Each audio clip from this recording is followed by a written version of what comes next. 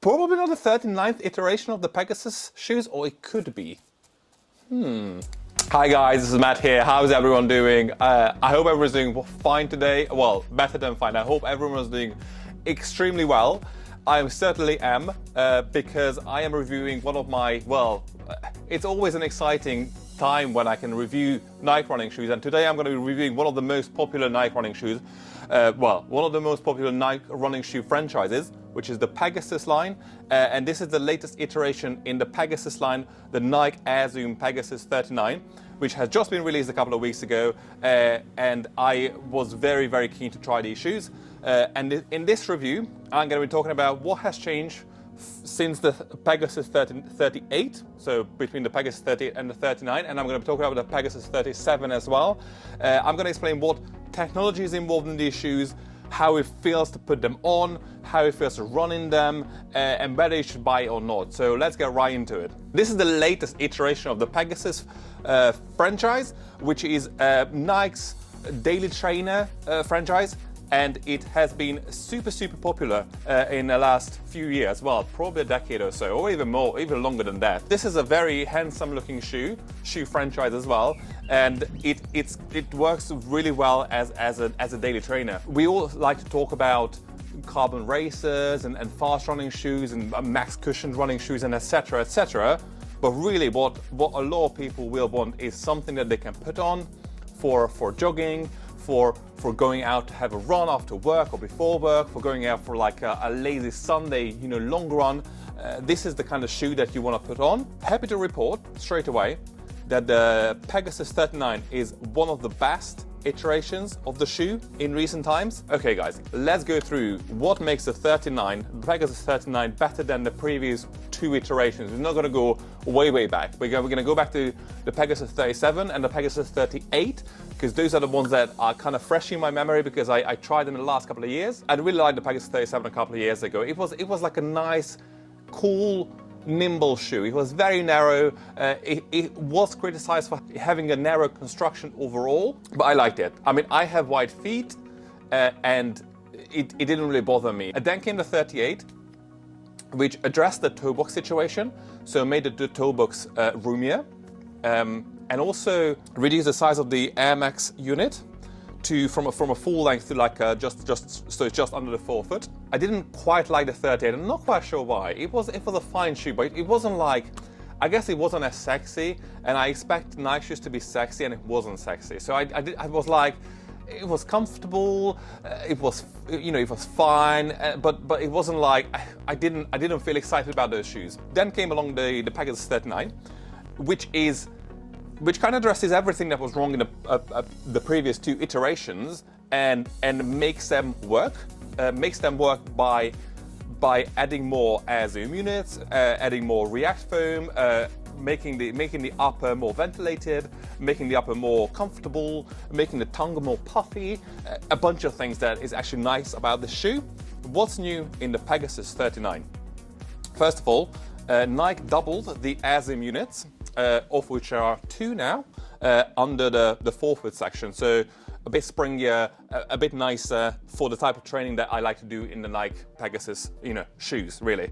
Nike supposedly also added more React foam. Surprisingly enough though, the shoes are actually lighter. The Pegasus 39 is lighter than the 38. A size 9 Pegasus 38 weighed around 285 grams, and then the size 10 Pegasus 39 is the same weight. It's significantly lighter than the previous iteration, which is great. You got a bit more React foam. You got two Air Zoom units, and Nike also included the Flywire technology.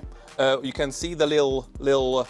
I know it's little bands here at the top, and you can see the lines running down the side of the shoe. It dispenses the pressure, removes the pressure from like the metadorsal sort of area, but again, without making the shoes too tight. There's also, so the upper has also been changed, so it's an engineered mesh, and then you have more ventilation holes in the mesh, which again makes the shoes super ventilated, really nice, really comfortable to wear. I believe Nike used their proprietary algorithm to find out which section of the sole they should put the rubber outsole on. I was trying to look at what has changed, I couldn't really work it out. It looks slightly different, like the outsole looks slightly different than on the Pegasus 38, but it looked very similar to this. It's more like a tweak on the outsole, but it has been changed, and the traction is indeed, great. You can see that there are different patterns. There's like waffle patterns in some areas, and there's like this sort of serrated, on the out, sort of like the lateral side of the shoes. So there's this waffle pattern on the medial side, and then this like serrated sort of lug pattern on the lateral side of the outsole. It works really well. I haven't tried it in like very wet conditions, I must say, but other than that, they were great. Now that we've discussed all the changes, it's time to talk about what is great about these shoes. So as I said, the Nike Air Zoom Pegasus 39 is a daily trainer, which means that it was designed so you can just put it on, head out for a run, no matter what. You got max cushion shoes, which are like kind of big, comfortable, bouncy, squishy shoes. And then you got the tempo shoes like the Saucony Kinvara 12 or the Saucony Kinvara series or the Brooks Hyperion Tempo. They're like faster tempo shoes, there's very good energy returns. They're like fast and they just go, go, go. And then in between the two, you got the Pegasus 39, which is not quite a recovery shoe, not quite, I'm gonna just put this on and go really, really fast. This is just like for running. Next, let's talk about ergonomics. The shoes, as I said, they're not heavy. They're not quite as light as some of the racing shoes, but they're not supposed to be that light. So you got a bit more foam. So there's a bit more cushioning underfoot, and there's a bit more padding. The heels and then the heel counter. This is like very nice and padded. The tongue is also kind of ever so slightly stretchy. Nice padding here, where right at the top, heels kind of it kind of runs high, which is, again, there's no pull tabs on the shoes, but like because the heel runs a bit higher, it's very easy to put them on, really. The whole stepping comfort is also very, very good. My first thought was, when I looked at the actual press images, I was like, this is going to be a very warm shoe. It just looked thick, and it looked like, I don't know, the upper was like, this is gonna just overheat, my foot is gonna overheat, but surprisingly enough, it's really nice. It's really light. The ventilation actually works. Again, you can actually see through, so you can see like these Flywire wires on the side of the shoe, which is like, okay, so actually it's probably not that thick. So it kind of looks warmer than what it is. And again, I use these for a few runs. I think I totaled around 25 to 30 miles in them. And the weather, when I used them, the weather was actually quite warm. But again, I had zero issues with overheating. And because of the Flywire technology, I tend not to wear my training shoes very, very tight, like the lacing. But even like when I try to tighten it just a bit more, just to see how it feels, I didn't feel any discomfort in the Pegasus 39, so it was great. As you can see, it kind of like has a bit of a bend. You land on your heel, roll a bit, and then boop, toe off. Very nice, really simple. It's a fabulous shoe. How does it feel to run in the Pegasus 39? As I said, this is kind of like an in-between shoe between the max cushion slow shoes and tempo shoes. And it's not like you can't use it for slow runs or you can't use it for tempo runs, but I would think that it's best suited for that sort of like pacey runs. If you don't use it for kind of like tempo-ish runs, then you kind of waste the potential of the shoes. But again, you can use it for whatever you want to use it for. I found them very nimble, very springy, and just super comfortable to wear for runs. I run a variety of pace in the shoes because I was doing a couple of intervals, and I also, warmed up in them with like a kind of comfortable pace.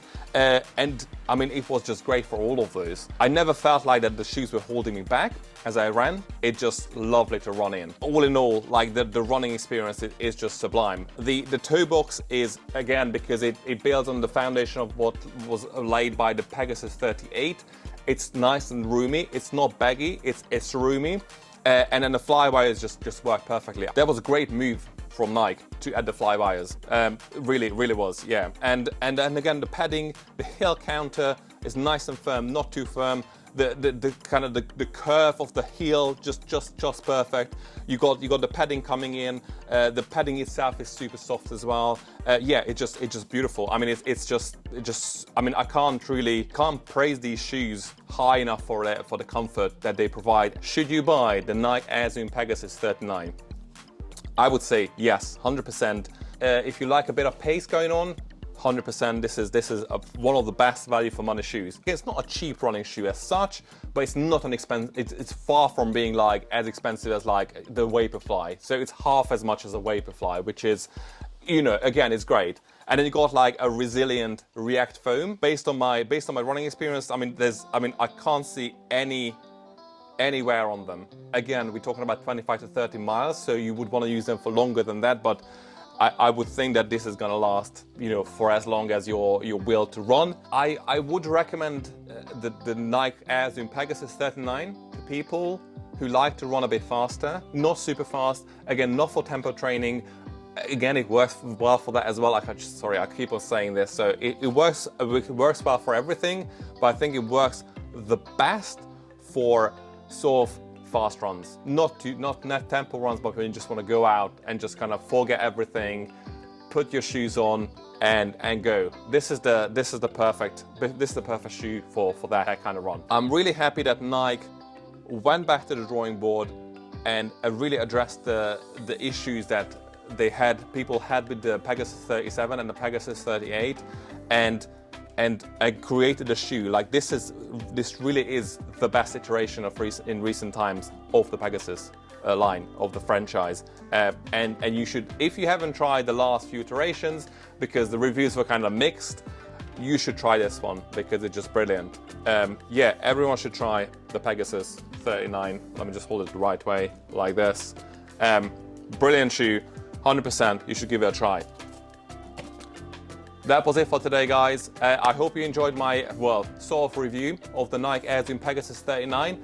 I'll be back with more reviews. I'm thinking of doing some more stuff around my Phoenix 7X, which I wore for the last, I don't know, when did it come out? January, February, March, April, May.